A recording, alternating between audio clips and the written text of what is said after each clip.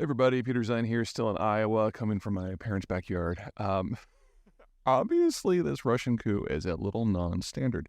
Let's start with what we know for sure. A little bit of background. The Russian government of Vladimir Putin is a clique of people who are primarily from St. Petersburg, where Putin was vice mayor for in a lot of the 1990s after returning from East Germany, where he was a KGB officer who was in charge of stealing things.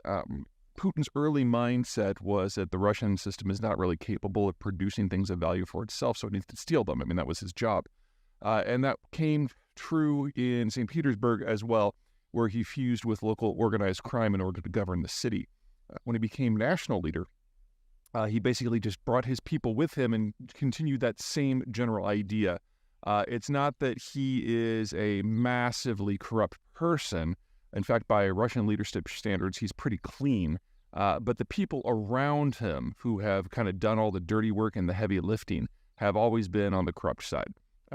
Probably not to the same degree as the folks who looted the state back in the 1990s, but, this is still Russia, so even the patriots are corrupt to a certain degree.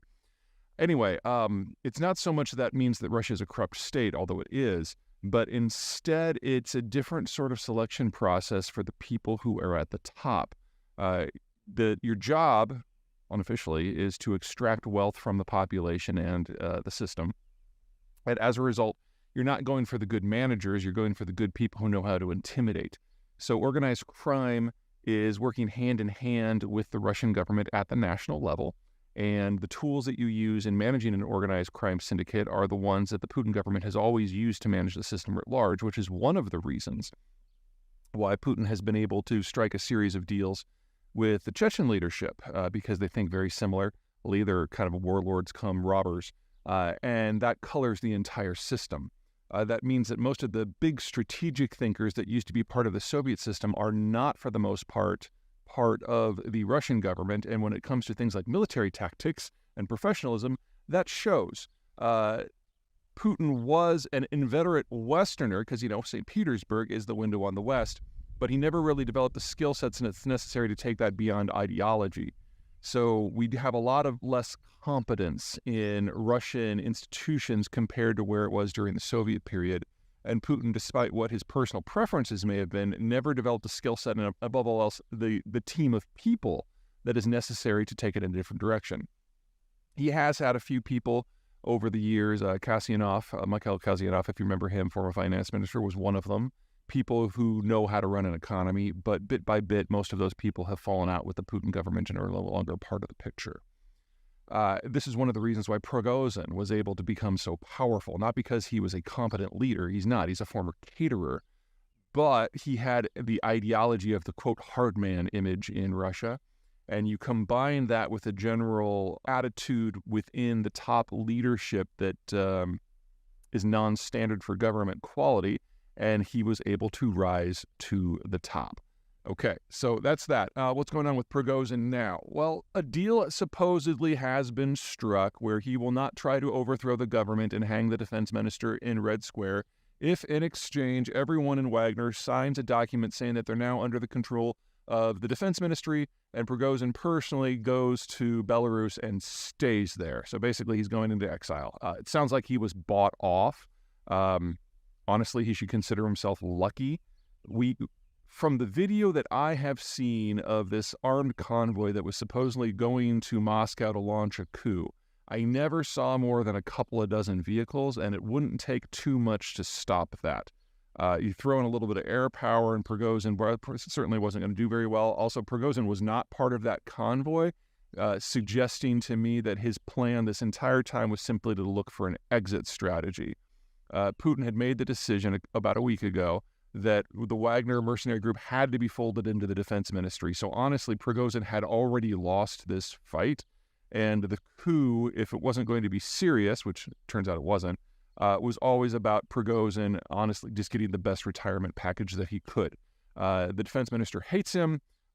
He would have had a target on his back, and this is probably the best he could hope for. Now, whether or not he lives in Belarus, that's another question. But this all raises a series of questions. So, first of all, let's talk about Wagner. We now have the bulk of Wagner who have joined Prigozhin on an attempted coup, even if Prigozhin never expected it to succeed. The soldiers followed him, and at least one unit of the air defense system within the Russian military joined him. And there's plenty of rumors swirling out that other units joined as well. That means if you are Putin, not only is the most effective fighting force you have of questionable loyalty, there's a lot of folks in the rank and file that you don't know if you can trust anymore. So Putin's confidence in his command over his own military structure has got to be thin. And even if every single soldier, even Wagner, signs on to be under defense ministry control, they're not going to be viewed as very reliable. And when you're in the middle of a war, that's a bit of an issue. Which brings to the second question. What about Putin himself? He has now been publicly challenged, and not by like some pro-Western liberal elite or somebody who may have been corrupted in their words by Western media. No. By one of the hard men. Prigozhin has many, many, many weaknesses. And for those of you who have been cheering for him, oh my God, are you serious? This is a guy who disciplines folks with a sledgehammer to the head and thinks that the mass rapes and the mass killings and the destruction of civilian infrastructure in Ukraine has been far too soft for what the Ukrainians deserve. Putin is a genocidal dictator, and Prigozhin is like psycho about it. So, careful who you root for in all of this. I mean, the idea of Russians fighting Russians, yes, that's attractive. But eventually someone has to win. So, anyway, back to Putin. He's been threatened personally and challenged personally by someone far to his right. And that's not something that he can just wish away. And even though I don't think this coup, if that's what it really was, ever had a chance of succeeding, it happened. And at least part of that convoy got within a couple hundred kilometers of Moscow. That does not reflect well on Putin's grip of the system, his command of the details of military operations, and his ability to use law enforcement, the military, and the intelligence services to maintain a grip on the country. So even if Prigozhin dies tomorrow publicly at the hands of Putin in a death match in Thunderdome, it's too late.